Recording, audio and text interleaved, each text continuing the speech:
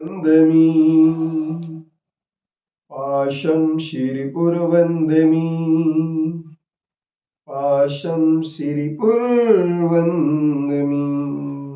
पत्रं यत्र विहाय शीघ्रविपुले स्थातुं क्षणं नाक्षमम् तत्रास्ते गुणरत्नरोहणगिरि यो देवदेवो महान् चित्रं नात्र करोति कस्य मनसा द्रष्टा पुरे सिरिपुरे सश्रीपाशुजिनेश्वरो विजयते दिग्वाशिषां शासनम् पत्र टिके न जहाँ अधर में गुण रत्नों का गिरिवर हो कितना विस्मय किसे नहीं हो चलो देख लो सिरपुर को देवों के भी देव पार्ष जिन अंतरिक्ष में शांत रहे युगों युगों तक दिगंबरों का जिन शासन जयवंत रहे। विश्व के सभी दर्शनों ने तत्व को स्वीकार किया है। भारतीय दर्शन सांख्य ने 25 तत्वों की विवेचना की है और तत्व का ज्ञान करने वाले को ही मोक्ष की प्राप्ति की बात कही। जैन आचार्यों ने तत्वार्थ सिद्धानम सम्यक दर्शनम का सूत्र देकर के ये कहा है कि जो तत्वों के अर्थ पर सिद्धांत करता है वह सम्यक दृष्टि होता है। तो हमारे और आपके दिमाग में यह बात आ जाती है कि आखिर यह तत्व क्या है। तो प्रयोजनभूत वस्तु के स्वभाव को तत्व कहते हैं। परमार्थ में एक शुद्धात्मा ही तत्व है, लेकिन इन्हीं तत्वों के लिए हम यूं कह सकते हैं तस्य भावम भवेत तत्वम। उस द्रव्य के भाव को, उस पदार्थ के भाव को, उस पदार्थ के परिणाम को तत्व कहते हैं। रसायन शास्त्र में 105 तत्वों की हमारे लिए रसायन तत्वों की विवेचनाएं मिलती हैं। लेकिन अब हमारे सामने जब सारे के सारे सब दर्शन और विज्ञान सभी ने तत्व को माना है, लेकिन इस तत्व की तत्वार्थ की श्रद्धा करने को जैन दर्शन ने मुक्ति मार्ग का आधार बताया है। तत्वार्थ सिद्धानम सम्यक दर्शनम कहते हुए आचार्य जैन आचार्यों ने कहा है कि जब तक आपकी तत्व पर श्रद्धा नहीं होगी, तत्वार्थ श्रद्धा नहीं होगी, तब तक सम्यक दर्शन की प्राप्ति नहीं, और जब तक सम्यक दर्शन की प्राप्ति नहीं तब तक मोक्ष मार्ग की शुरुआत नहीं। तो अब ये बात आती है कि वह संसार अवस्था में कर्मों से बंधा हुआ एक जीव है। दो प्रकार की जीव प्रणालियां हैं। जीवन शैली दो प्रकार की हैं। उन जीवन शैलियों को अगर हम देखें तो हमें तत्व जरूर समझ में आएगा, क्योंकि कल भी मैंने एक ही बात आप लोगों के लिए इष्टोपदेश ग्रंथ के माध्यम से सूत्रात्मक में दी थी कि जीव जुदा पुद्गल। जीवन शैली दो प्रकार की है, एक जीव जीवन शैली है, चेतन जीवन शैली है, और एक पुद्गल जीवन। पुद्गलात्मक जीवन शैली जो है हमें भ्रमित कर देती है, और चेतन आत्मक जीवन शैली को जब हम देखते हैं तो एक स्वास्थ्यता हमारे पास आ जाती है और हम स्वावलंबी बनने की ओर बढ़ जाते हैं। लेकिन पौद्गलिक जीवन शैली जो होती है हमें पराधीनता की ओर ले जाती है।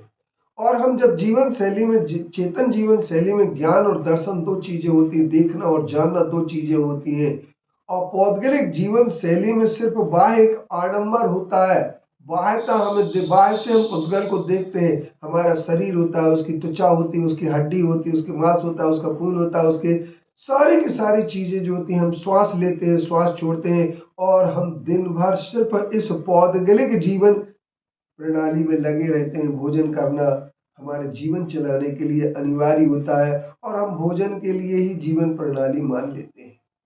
लेकिन हम जब एक बात देखते हैं कि ये जीवन प्रणाली इनसे दूर हट करके इंद्रियों के जितने हम निकट जाते हैं, जितने हम इंद्रियों के विषयों से जुड़े रहते हैं, इंद्रिय के विषयों की चाहत में उससे ज्यादा जुड़ते हैं। इंद्रिय के विषय से जुड़ना हमारा बहुत कम समय के लिए होता है, लेकिन उसकी चाहत के लिए बहुत कुछ होता है। तो हम चेतन जीवन प्रणाली और पौद्गलिक जीवन प्रणाली को समझे तो ये दो तत्व हमारे सामने आ जाते हैं। एक तत्व जीव होता है और एक अजीव होता है। जीव अजीवम दब्बम जिनवर बसेण जैन निर्दिठम देविंद बिंद बंदम बंदितम सबदा सिरसा। आचार्य नेमिचंद जी ने अपने बृहद द्रव्य संग्रह ग्रंथ में गाथा लिखते हुए कहा है कि संसार में दो प्रकार के तत्व हैं, जीव अजीवम दब्बम। द्रव्य जीव और अजीव है, और उस जीव के तत्व को जब हम समझ लेते हैं तो हमारे जीव के तत्व को समझने के बाद जीवन चेतन आत्मक जीवन प्रणाली को भी समझ लेते हैं कि श्वास जीवन नहीं है, श्वास के बिना भी किसी का जीवन हो सकता है। अब आपको बड़ा विस्मय लगेगा, आश्चर्य लगेगा कि आखिरकार ऐसा क्या कहा जा रहा है कि श्वास के बिना कोई जी सकता? हाँ, श्वास के बिना भी जीवन होता है, पानी के बिना भी जीवन होता है, भोजन के बिना भी जीवन होता है, क्योंकि जीव अमर तत्व है। यह जीव कभी मरता नहीं है।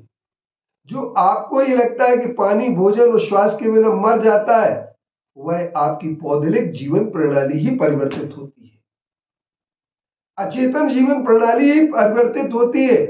चेतन न कभी मरता है, क्योंकि किसी भी पदार्थ का न कभी कोई अभाव होता है, सत्ता की कभी नाश नहीं होता है और असत्ता का कभी जन्म नहीं होता है। श्रीमद् भगवद गीता में लिखा है, न भावो जायते, अभाव का कभी उत्पन्न नहीं होता, और भाव जो होता है वह कभी नष्ट नहीं होता है। नैव सतो जन्म सतो न सो दीपस्तम पुद्गल भाव तो आचार्य समंत बुद्धदेव स्वयं स्तोत्र में कह देते हैं कि जो सत्य है उसका कभी नाश नहीं होता है, जो असत है उसकी कभी उत्पत्ति नहीं होती है। लेकिन इसके बाद भी हम सत्य के अपनी जीवन जो जीव की चेतन प्रणाली है, चेतन के आत्मक जीवन प्रणाली है, उसको न समझ करके हम यही समझ बैठे हैं, खाएंगे नहीं मर जाएंगे, पिएंगे नहीं मर जाएंगे, श्वास नहीं लेंगे मर जाएंगे। ये सच में मर जाते हैं, परंतु एक ध्यान रखना, चेतन कभी मरता नहीं है।